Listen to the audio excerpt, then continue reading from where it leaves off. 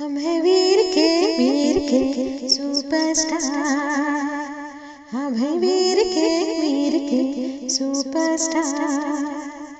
वीर का संदेश, वीर की वाणी सबके दिलों तक पहुँचाने आए हम वीर के सुपरस्टार। हम हैं वीर के सुपरस्टार। जय जिनेंद्र, जय महावीर। तीर्थंकर सीरीज में हम प्रभु महावीर के बारे में जान रहे थे। आगे जानते हैं। भगवान यानी जिनको संपूर्ण दुनिया का सारा ज्ञान है। हमारे भगवान महावीर स्वामी और उनके पहले हुए 23 तीर्थंकर है। जो भगवान बनाता है वो मोक्ष में जाता है। यह रास्ता भगवान ने आगम सूत्रों में दिया है। भगवान बनने का रास्ता भगवान ही बताते हैं। भगवान ने ही हमको दान, शील, तप, भाव, मोक्ष जाने के रास्ते बताए हैं। हमारे भगवान न तो राग करते हैं न द्वेष करते हैं। उन्हें न तो कुछ अच्छा लगता है और न कुछ बुरा लगता है।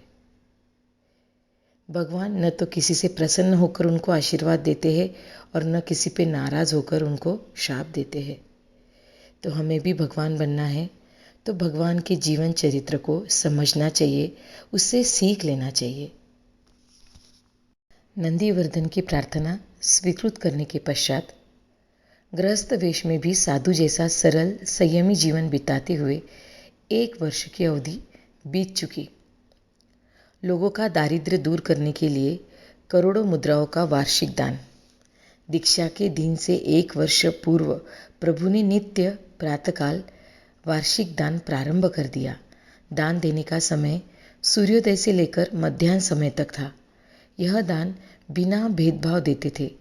शास्त्रकारों के अनुसार प्रभु प्रतिदिन 1 करोड़ 8 लाख और 1 वर्ष में 388 करोड़ और 80 लाख स्वर्ण मुद्राओं का दान करते थे।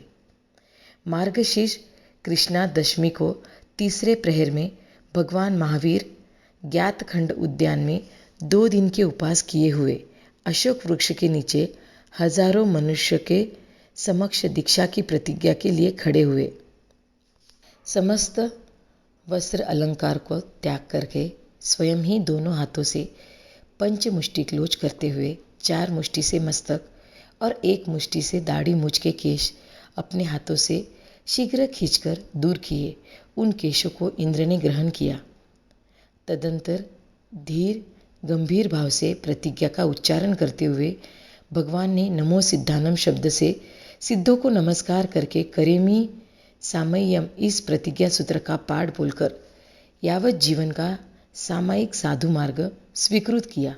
उस समय भगवान ने नए कर्मों को रोकने के लिए तथा पुराने कर्मों का क्षय करने के लिए अहिंसा, सत्य, अचौर्य, ब्रह्मचर्य और अपरिग्रह इन 5 महाव्रतों को ग्रहण किया।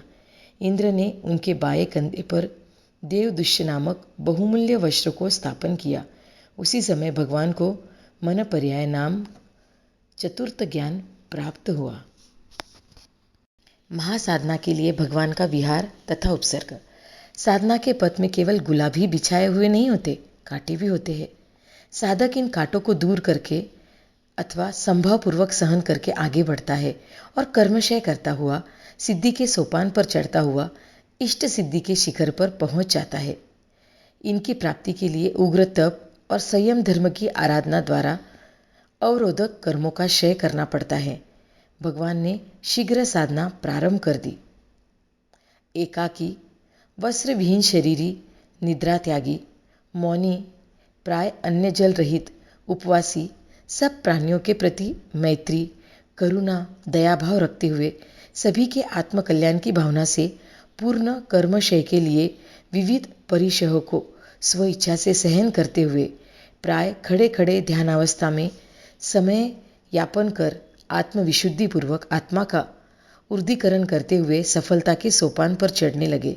इस समय से साधना के 12.5 वर्ष के बीच देव, मनुष्य, तिर्यंच द्वारा अनुकूल प्रतिकूल जो कुछ उपसर्ग हुए उनसे संबंधित सभी उपसर्गों को संभावपूर्वक सहन किया। 2 दिन के निर्जल उपवास के साथ कठोर संयम व्रत का संकल्प ग्रहण करके महाश्रमण अपनी मस्ती में मस्त, स्वस्थ मन वचन के साथ बिना रुके, बिना पीछे मुड़े, कंकीरले पत्थरीले पथ पर चल रहे हैं, चलते ही जा रहे हैं। पीछे से अचानक एक दीन स्वर पुकारता है। वर्धमान के चरणों की गति मंद होती है। एक जर्जर देह वाला वृद्ध ब्राह्मण लाठी के सहारे तेज गति से चलता हाँफता आकर महाश्रमण के चरणों में गिर पड़ता है। दयनीय चेहरे से वेदना बरस रही है। कंठ से दीन स्वर फूट रहा है, कुमार वर्धमान, मेरा भी उद्धार कर दो, मुझे भी कुछ देकर जाओ, मेरी दरिद्रता दूर कर दो। महाश्रमण महावीर ने देखा, ब्राह्मण कुल निवासी सोम शर्मा है यह। किसी समय महाराज सिद्धार्थ के दरबार में आया करता था। दयालु महाराज धन धान्य वस्त्र से ब्राह्मण को भरपूर सहायता करते थे।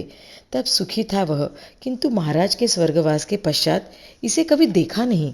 सोम शर्मा कहता है, राजकुमार, आप जो जानते हैं, महाराज सिद्धार्थ के स्वर्गवासी होने के बाद मैं इधर उधर जनपदों में भटकता रहा, देश देश की धूल छानता रहा।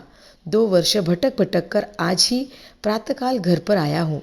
आते ही मेरे परिवार वालों ने बताया, आपने 1 वर्ष तक दान की मेघ वर्षा की, कल्प वृक्ष की भांति सभी को मनवांछित दान दिया, परंतु मैं भाग्यहीन बचा रहा। आपके दानी कर कमलों से एक कण भी प्राप्त नहीं कर सका। कुमार, घर पर आते ही मुझे पता चला कि आज आप राज ऐश्वर्य त्याग कर श्रमण बन गए हैं। कुमार वर्धमान, कुछ दिन पर दया करो, मेरी दरिद्रता को अपने मेघवर्षी हाथों से धो डालो। महावीर का कोमल करुणाशील मानस ब्राह्मण की दयनीय दशा देखकर पसीन गया। अपने कंधे पर रखे देवदुष्य वस्त्र का एक पट ब्राह्मण के हाथों में थमा दिया। देवदुष्य को पाकर ब्राह्मण की प्रसन्नता का पार नहीं रहा। इस वस्त्र को लेकर सोम शर्मा वस्त्र रफू करने वाले शरीर कारीगर के पास आकर इसका मोल पूछने लगा। रफू कर ने पूछा, ब्राह्मण देवता, यह दिव्य देवदुष्य आपको कहाँ मिला? यह तो उसका एक पट है। यदि एक पट और ले आओ तो मैं इसका पूर्ण वस्त्र तैयार कर दूंगा। 1 लाख स्वर्ण मुद्रा से कोई भी श्रीमंत इसे खरीद लेगा। लालची सोम शर्मा दौड़कर पुनः श्रमण महावीर के निकट आया और उनके पीछे हो लिया। लगभग 1 वर्ष बाद महावीर के कंधे से देवदुष्य का दूसरा टुकड़ा गिर पड़ा। ब्राह्मण ने चुपके से उसे उठा लिया और रफू करके पास लौटा। सोम शर्मा ने वस्त्रपट ठीक कराकर महाराजा नंदीवर्धन को 1 लाख स्वर्ण मुद्रा प्राप्त करके दे दिया। आज यहाँ तक ही। आगे देखेंगे कि भगवान को कितने उपसर्ग आए, फिर भी वो थोड़े भी डिगे नहीं और उन्होंने संभावपूर्वक उसको सहन किया। तो मिलते हैं अगले वीडियो में। तब तक के लिए जय जिनेंद्र, जय महावीर।